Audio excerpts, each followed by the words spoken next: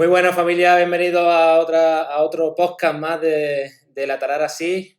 En este especial confinamiento que estamos haciendo, hoy vamos a dedicar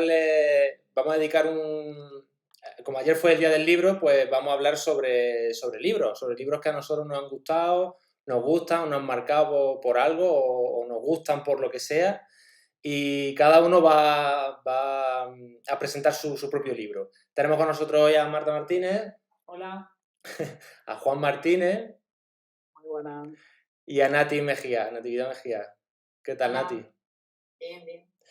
Bueno, pues vamos allá. Venga, Juan, rompe tú el hielo. ¿Qué libro nos has traído?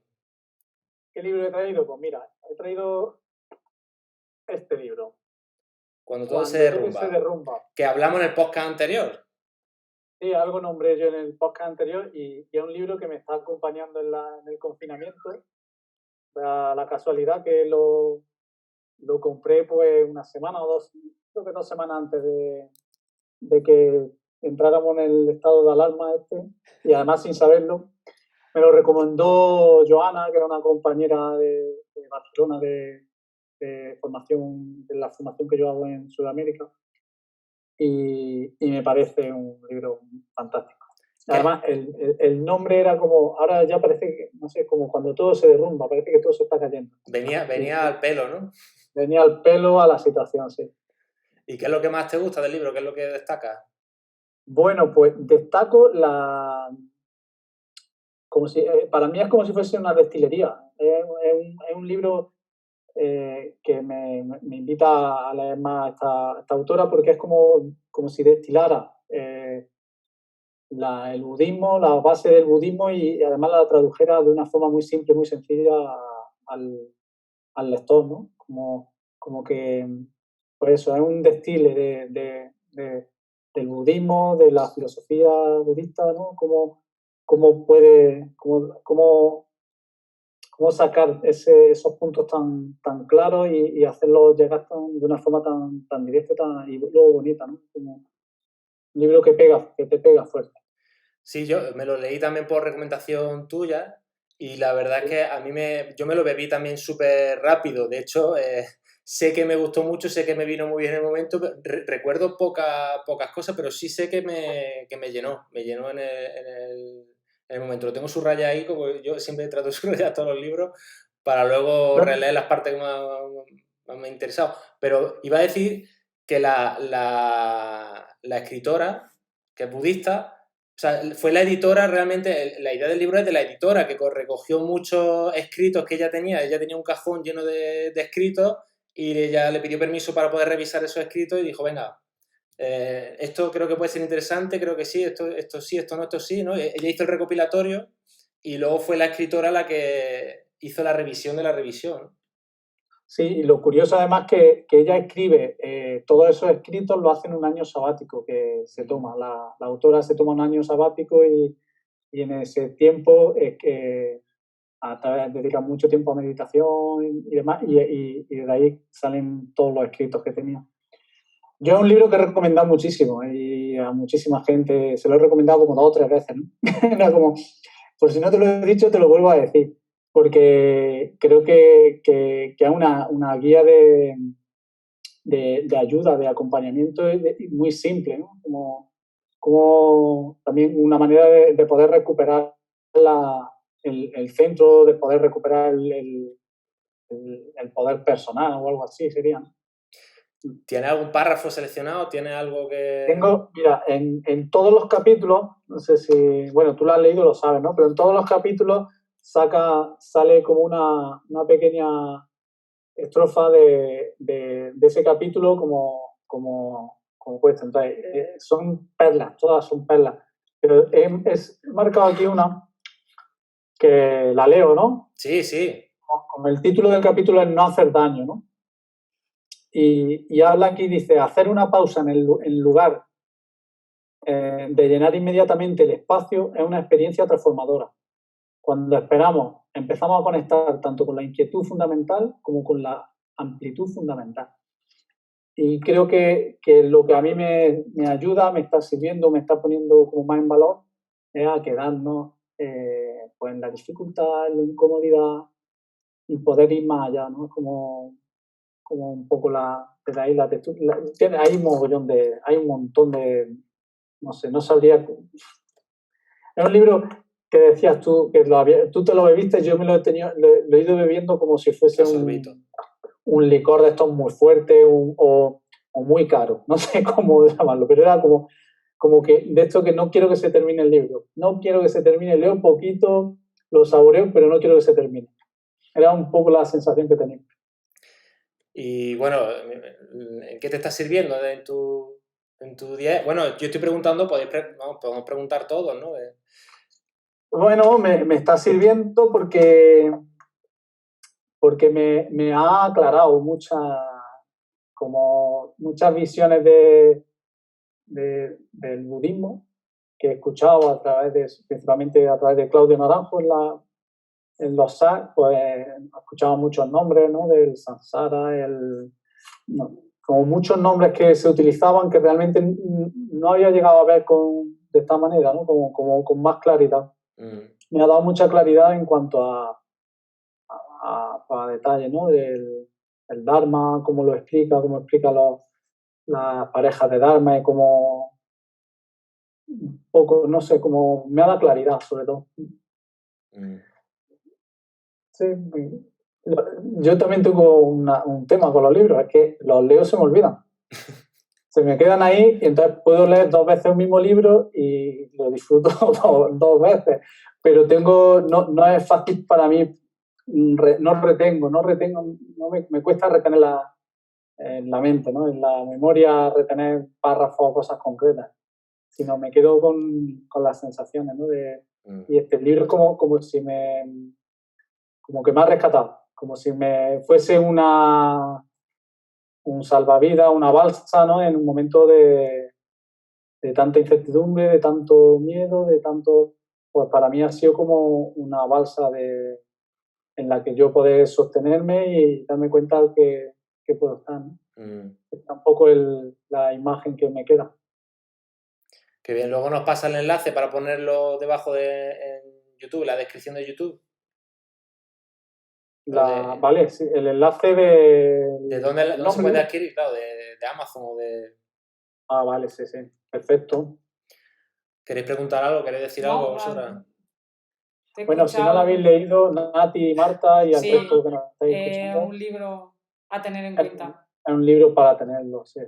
Además, como para tenerlo. Es un libro para tenerlo, de estos que de vez en cuando puedes recapitular y cogerlo. De lectura muy sencilla, se entiende todo perfectamente y llega. Es verdad. A mí me pasa igual que a ti, me quedo más con la sensación que... Por eso trato de subrayarlo, porque luego cuando vuelvo al libro digo, voy a ir a lo esencial, voy a tardar menos tiempo en leerlo, pero voy a ir a la información esencial, a lo que realmente me impactó cuando lo leí, ¿no? Muy bien. Pero yo creo que los libros, y ya con esto termino, o al menos no sé si os pasa a vosotros también, como que depende cuando le entres, en la medida que tú le entras, que coges un libro y te parece diferente, ¿no? Es como tenemos otra percepción, lo podemos ver de otra manera, lo podemos experimentar de otra forma. Sí, entonces, pues bueno, que aunque pasen años lo cojas, léete aunque no tengas luego subrayado también, por si puedes enganchar. Sí, no, también lo hago, o sea, me pasa con pocos libros, pero por ejemplo ahora he rescatado uno de cine, cómo dirigir cine de Sidney, así se hacen las películas, de Sidney Lumet, que ya me lo leí en su momento y me lo estoy volviendo a leer del principio. Me pasa también con otro libro de Hawking, de David Hawking, de decir, venga, me lo voy a leer otra vez, pero por el gusto, porque sé que voy a disfrutar leyéndolo. La verdad es que creo que los que estamos aquí leemos poca literatura, puede ser estos libros de desarrollo personal, sí. Bueno. Leí mucha literatura en una etapa de mi vida, ¿eh? Sí, yo también. Con mucha literatura. Bueno, yo los poemas, lo que también había he estado mirando muchos poemas, recopilando, no ningún libro, pero sí también había una parte que me ha llamado la atención, ¿no? Como he consumido algún poema que otro. Serio. Pero ya está. Muy bien, Juan. Pues vamos allá, Marta. Coméntanos qué libro nos traes tú. Yo traigo el Yo Soy Eso, que son conversaciones con Sri Nisargadatta Maharaj. Prueba bastante gordo, o sea, una cosa... Bueno, para mí, si me pongo mala o me quedo en algún lugar desierto, quiero llevar este libro. Siempre pediría tener este libro. Yo entro en contacto con este libro en el año 2005 así, que era practicante, bueno, y sigo siendo practicante de yoga, y conocí a un grupo de personas y me hablaron de este libro, que era una joya. Entonces, en aquel entonces lo compré, lo leí, me fascinó, pero no podía comprender todo aquello que me decía. Era como estoy delante de la enseñanza de un maestro, porque este señor murió en los años 80, se le reconoce como uno de los grandes sabios, de las personas iluminadas en India, además muy querido en India. Y bueno, yo accedo a esas lecturas y en ese momento me llenaban mucho, pero no había cosas que no podía comprender. Han ido pasando los años y la búsqueda espiritual, hay una tendencia a todas las lecturas, hay lecturas en los libros que, por lo menos yo, la propuesta de traer un libro aquí era un libro realmente que en mi vida sea nutricia, porque para mí este libro es como ir a visitar al maestro en su enseñanza, a un maestro vivo. Como no tengo al lado un maestro vivo, voy a él, ¿no? Él habla como maestro iluminado de su experiencia, habla del estado de no dualidad. Luego, comentaba que yo no lo entendía en su momento. Luego, con el paso de los años y a través luego de un proceso personal, de desarrollo personal, un proceso terapéutico y un proceso de entendimiento de lo que es la estructura egoica, de lo que son las identificaciones egoicas, y una vez metí ahí en faena, poco a poco, y leyendo toda la obra de David Hawkins, que ahora nos hablarán otros de David Hawkins, que también ha sido una persona, su enseñanza ha sido fundamental. Cuando vuelvo a leer a Nisargadatta y con él también a Maharishi, de repente digo, ostras, ahora voy comprendiendo. Y me acompaña porque me lleva a una práctica continua que es obvia y básica, pero se nos pasa por alto, que es simplemente estar ahora mismo en el testigo, el darte cuenta que detrás de cualquier cosa que nos sucede, estoy pensando, ¿quién piensa? Yo. Estoy cocinando, ¿quién cocina? Yo. Estoy sintiendo un dolor, ¿quién siente el dolor? Yo. Y estos autores, estos maestros primero tratan de que orientes tu atención hacia eso tan obvio que es que observa esa parte, una parte que se da cuenta de que se da cuenta. Y ese es el principio, como los primeros pasos para, como ellos hablan, de llevar la mente, orientar la mente hacia el ser. Y que empieza desde ahí ir saliendo de este estado de no dualidad. Bueno, dicho así, que parece muy filosófico, una experiencia práctica continua, y para mí es un libro de esencias porque recurro a él todos los días. Todos los días hay alguna lectura o algo, lo abro, y como tú dices, Juan, ¿no? Lo abras por donde lo abras estos libros, ¿no? Siempre hay algo que va directo, porque va directo a la verdad. Son libros que son transmisiones de lo que se entiende como realmente la verdad, y proporcionan paz. Entonces yo, en la medida de los libros de esta naturaleza, porque sí que, bueno, yo hoy he empezado a leer Otelo de Shakespeare. Bueno, yo digo que estos libros, ¿por qué me llenan tanto? ¿Por qué los leo tanto? Determinados libros, no todos, ¿no? El test es que me aportan paz y un estado de profunda tranquilidad, que es un paso necesario en el desarrollo espiritual. Por eso este libro. Y si traigo, porque me lo iba a preguntar y ahí lo dejo, algo, bueno, pues igual que vosotros, ¿qué puedes leer de todo esto? Muchísimas cosas, ¿no? También está muy subrayado el libro. Mira, mientras lo buscas, yo la verdad que es un libro que cuando empezamos a vivir juntos, lo veía por allí, por el piso, y empecé a leerlo porque había algo que me llamaba mucho la atención, y leía, pero yo no me enteraba de nada, la verdad, no entendía nada del libro. Pero aún así seguía leyendo, y por esto, porque tenía algo magnético para mí. Y fue después de leer los libros de David Hawkins cuando volví a este libro de nuevo y empecé a entender lo que quería decir y me maravilló. O sea, ahora es lo mismo, es un libro que...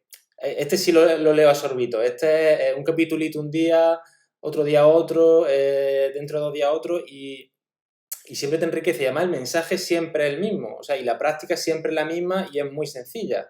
Pero te lo cuenta siempre de manera muy diferente y sin fisura. Es muy interesante. Claro, está basada en una experiencia directa, por eso son libros muy contundentes porque no tienen fisura de ningún tipo, siempre te lleva a la esencia. ¿Y por qué en este confinamiento yo recomendaría, bueno, o iniciarse a quien pueda tener interés en un libro de estos? Porque siempre es una invitación a abandonar ideas, abandonar conceptos, abandonar definiciones, abandonar identidad, la identidad tal y como la conocemos. Entonces, por eso he cogido este trocito, a ver si puede servir a alguien. Dice, alguien y le pregunta, ¿no? Una persona que va a visitarlo le pregunta y le dice, pero toda mi vida he luchado y he conseguido tan poco. He leído, he escuchado, pero todo ha sido en vano. Y él le contesta, leer y escuchar se convirtieron en un hábito para usted. Contesta el discípulo, también lo abandoné, ya no leo. Y responde Maharishi, lo que abandonó ya no tiene importancia. ¿Qué es lo que no ha abandonado? Averígüelo y déjelo también. La sadhana, que quiere decir la práctica espiritual, es buscar algo que abandonar. Vacíese completamente. Y bueno, ahí lo dejo. Esa es mi recomendación. Paso palabra. Bueno, queréis... A mí me da mucha curiosidad y creo que será un libro que lo voy a pillar y lo voy a tener. ¿Y cómo está? ¿Cómo sé que son capítulos? ¿Cómo más o menos Mira, también recomiendo, ahora que lo dices, que lo he descubierto hace muy poco y me parece muy recomendable, es un canal que hay en YouTube que se llama Divulgación. También puedes poner no dualidad, maestro de no dualidad. Lo podemos poner también en la descripción del vídeo, lo podemos poner. Y es una persona que lee textos de maestros reconocidos de no dualidad. Al menos para mí, los que son maestros verdaderos, tiene muchas lecturas de Nisargadatta y de Ramana Maharshi. Y son textos de 10 minutos como máximo. Entonces, yo recomiendo empezar a leer a escuchar ese canal antes de a lo mejor de comprarse el libro, porque solamente ya los audios que hay de ambos, yo escucharía a Ramana Maharshi y a Nisargadatta, son brillantes. Y ellos son, como decimos, son un mensaje sin fisura, porque está basado en una experiencia directa de la no dualidad. Entonces ellos rápidamente devuelven las preguntas cuando las hacen los discípulos, las hacen desde un estado de dualidad, de no comprensión, y ellos van devolviendo siempre a la unidad, a la unidad, a la unidad. Es muy bonito. Bueno, yo imagino a lo mejor alguien no está escuchando y no entiende a lo mejor qué es eso de la no dualidad y todo esto. Bueno, creo que se va de una forma sencilla. Bueno, de una forma sencilla. Yo no soy una persona, digamos, realizada, y una forma sencilla es comprender que todo es uno, que no existo yo y existe otra cosa, todo es uno. Pero el primer paso para ir en el encuentro del ser, que es uno, es solamente uno, ellos hablan de distinguir la verdad de la falsedad. Y todo lo que es mutable es falso. Es decir, cuando uno se establece en el testigo, yo puedo establecerme en esa parte que es nuestra, que se da cuenta de que se da cuenta, me doy cuenta que todo lo que observo, pensamiento, emoción y sensación física, todo lo que percibe mi sentido, surge y desaparece. Por eso ellos dicen que no deja de prestar atención a eso, que es falso, y vuelca tu atención al yo soy. Muy bien ya explicado, está en la exploración. muy bien explicado. Perfecto, Bien, me alegro. no, brevemente. No quería. Paso palabra, que no se alargue esto mucho. Bueno, Nati, cuéntanos, ¿qué nos traes tú? Bueno, pues yo ya habéis nombrado al autor. Sí, maravilloso Hawkins. Atender los niveles de conciencia. Para mí fue quizá, o es el libro que más me gusta de él, porque además fue el que más me impactó, ¿no? Comencé a leer primero de Hariri, fue porque, bueno, lo había visto en vuestra casa, Marta, Juana. Después, en diferentes sitios lo volví a ver. De alguna manera el libro ya me estaba llamando mi atención, ¿no? Pues ya está, lo compré y lo leí y me gustó muchísimo. A raíz de ahí fui comprando otros libros que fui leyendo que también me gustaron mucho, pero este sobre todo lo he traído porque fue como, para mí, al empezar a leerlo, bueno, voy a contar un poco, habla un poco de los niveles de conciencia, ¿no? del ser humano.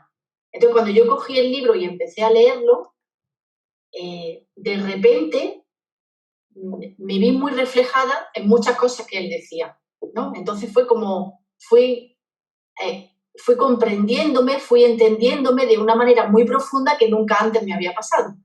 Y después, al seguir leyendo los diferentes niveles de conciencia, me fui dando cuenta también de que había cosas en mí que yo quería cambiar y que podía llegar a ser de otra forma, vivir de otra forma, en fin.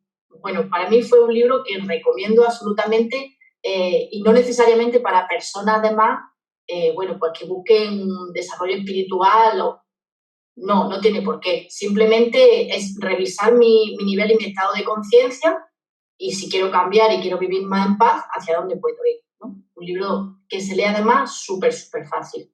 ¿En qué te ha influido el libro?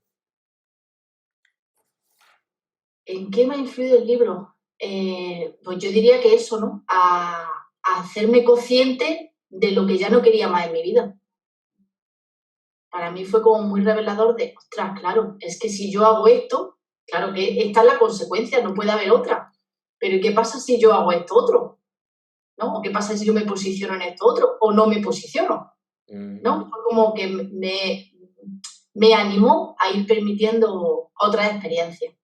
Y yo que sí consumo mucha literatura pedagógica, además leer a este hombre me ayudó muchísimo a entender muchos de los textos de María Montessori. Sí, eso también lo María digo. Montessori, que es una autora brutal, pero no era escritora. Y es muy científica escribiendo y a veces es muy difícil de comprenderla en sus textos. Pues a mí, haber leído 2 o 3 libros de David Hawkins fue como, cuando volví a coger el libro de María Montessori, era como, ostras, de repente con una claridad podía entenderlo que me fascinó, ¿no? Y este libro me está acompañando durante toda la cuarentena porque creo que estoy pasando por todos los estados que describe el libro. Y la verdad es que para mí está siendo el libro de mesita de noche. Aunque no uso mesita de noche, pero el libro que está por ahí por la casa, ¿no? De hecho, mi hijo ya alguna vez lo han encontrado por ahí, lo he visto que estaba bicheando. Sí, sí. ¿Iba a decir algo, Juan? No, era que la estaba escuchando y era como que el libro la había llevado a cuestionarse, ¿no? Como que es lo potente, ¿no? De que un libro te rompa la estructura y se caigan los velos, ¿no? Y te puedas ver de otra manera. Sí, sí, totalmente, vamos, totalmente. Fue por eso ha sido, mira, que me gustan todos de él, ¿eh? Creo que tengo 5 o 6 y los he leído y me gustan todos, pero este fue especialmente el que me pegó de forma más violenta, ¿no? Lo leí además súper rápido, o sea, con una ganas de leer, pero al mismo tiempo no quería que se acabara. Pero dije, bueno, pues después lo vuelvo a releer y creo que lo he leído 3 veces ya, no sé. Pero es verdad que cada vez que lo leo me aporta algo que no me había aportado antes. Sí. Entonces, como de estos libros que puedes, o sea, que es una inversión, no es un gasto, una inversión. Bueno. Son como oasis, pequeños oasis, ¿no? Que encuentras. Yo quería reseñar un poco más eso, que María Montessori tenía, como tú dices, una parte muy científica y al mismo tiempo muy mística, muy profunda, una visión muy profunda del ser humano que se correspondía con su carácter religioso y su búsqueda espiritual, que era muy intensa. Y sus libros, hay una parte que quizás desde el lenguaje un tanto católico y de la época resulta más difícil entenderlo, porque además ella no tenía una visión, digamos, religiosa estructural. Ella tiene una visión espiritual profunda dentro del marco de la religión católica, que era lo que ella profesaba, ¿no? Pero es verdad que yo creo que, claro, los grandes pedagogos o las personas que se acercan al ser humano o al niño de un nivel alto de profundidad y una conexión espiritual. Y eso te ayuda a entenderlo. Sí, Sí. gracias, Nati. ¿Tiene un párrafo para leernos? Sí, bueno, mira, aquí pues no tengo más páginas. O sea, está este libro, el ojo del yo y dejar ir, para mí son como los tres más potentes de David Hawking. Sí que es verdad que todos son muy buenos. Bueno, no hemos dicho quién es David Hawking, ¿no? No lo hemos dicho. No, bueno, pues lo podemos contar también. David Hawking es un psiquiatra americano que, bueno, desde pequeño tuvo muchas experiencias espirituales, ¿no? Y entonces él desarrolló, digamos, hizo una tesis doctoral desarrollando, tratando de confirmar cómo era que había diferentes estados de conciencia y cómo esos estados de conciencia se podían calibrar con la herramienta de la kinesiología. Pero él fue un estudioso, una persona muy reconocida, un psiquiatra muy conocido y acabó como, bueno, pues un maestro espiritual y murió en el 2012. Y de él sí que hay muchos vídeos en internet. Y igual, escucharlo, exponerse a su enseñanza o a la transmisión de su experiencia proporciona mucha paz y profundidad.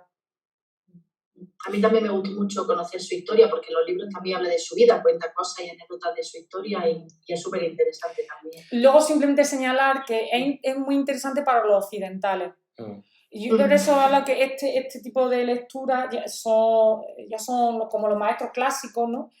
Pero Hawking era una persona occidental que trabajaba, que se divorció, que era como todo muy parecido a nosotros y hablaba un lenguaje que también los americanos y los estadounidenses son muy buenos para editar libros, un lenguaje muy entendible. Bueno, Nati, Venga, léenos.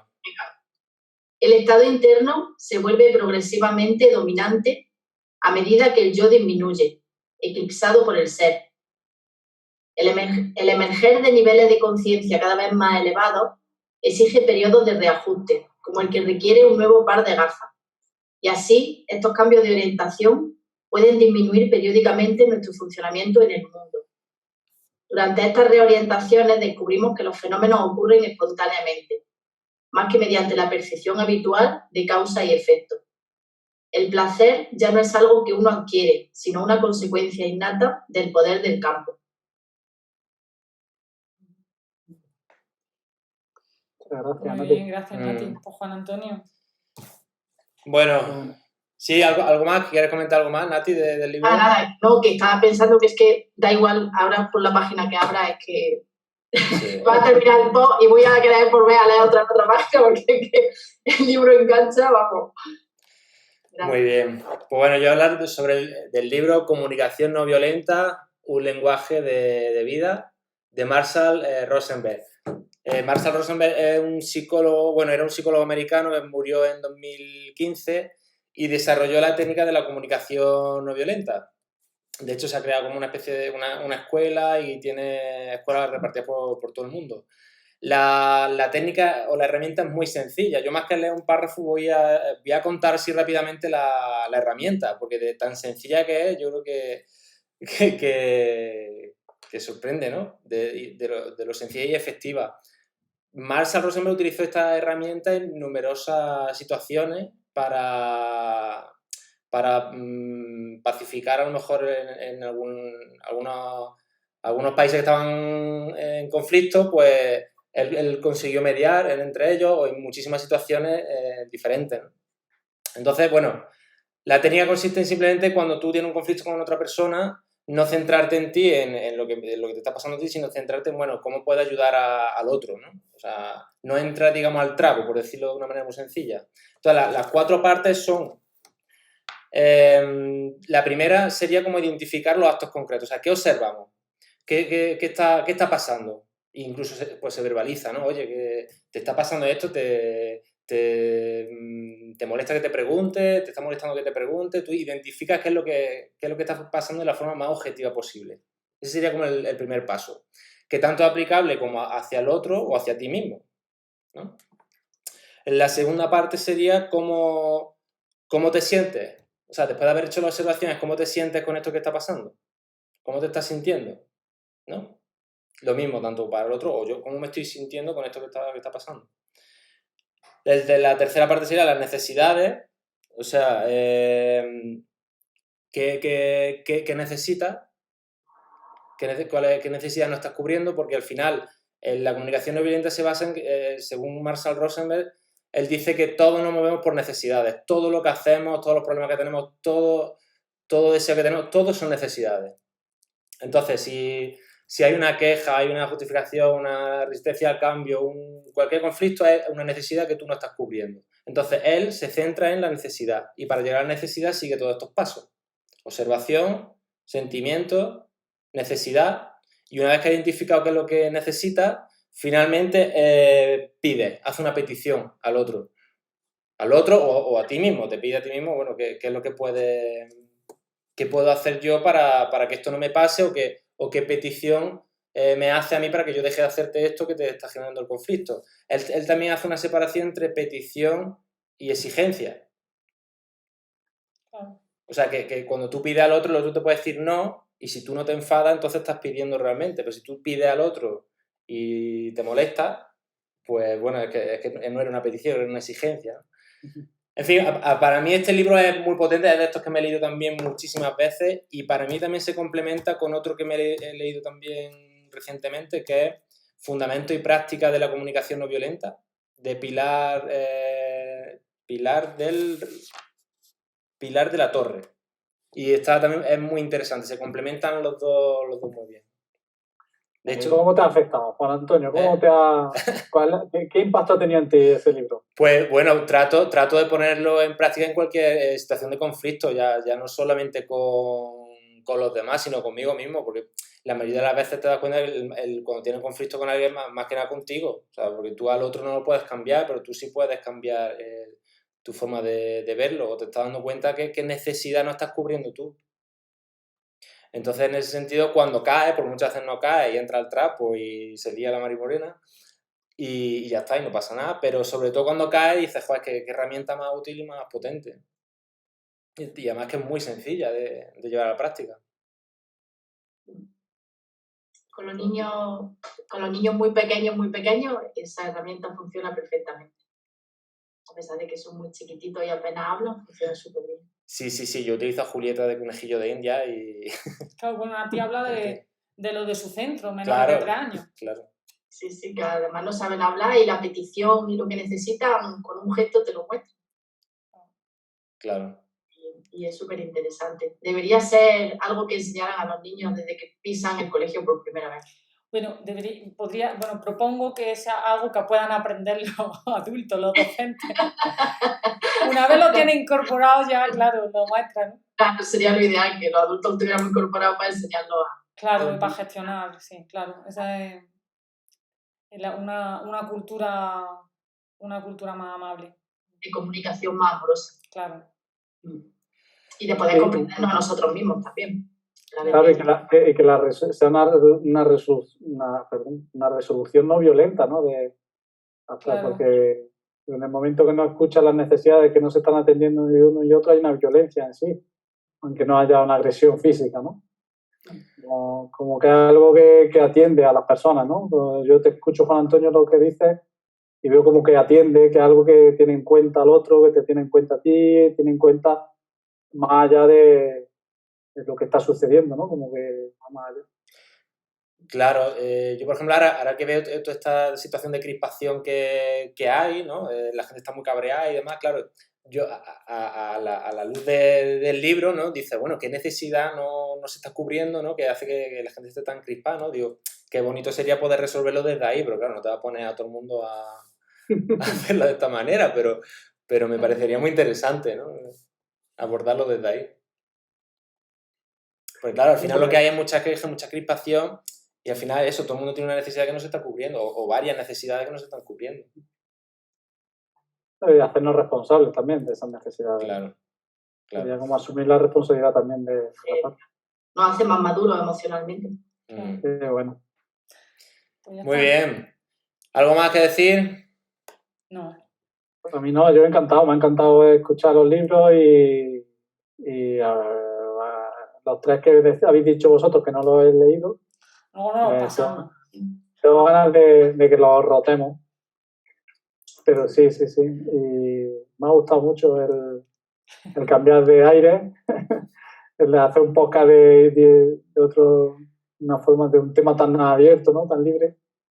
Y bueno, habrá que agradecérselo a San Jordi, ¿no? que nos ha traído el día del libro. Muy bien. Muchas gracias. Muy bien, Gracias a vosotros. Gracias. Pues, ya está. Os dejaremos los enlaces de todos los libros y para que el que lo quiera comprar que lo tenga muy fácil. O sea, como muy accesible. Sí. Muy bien, pues un besico.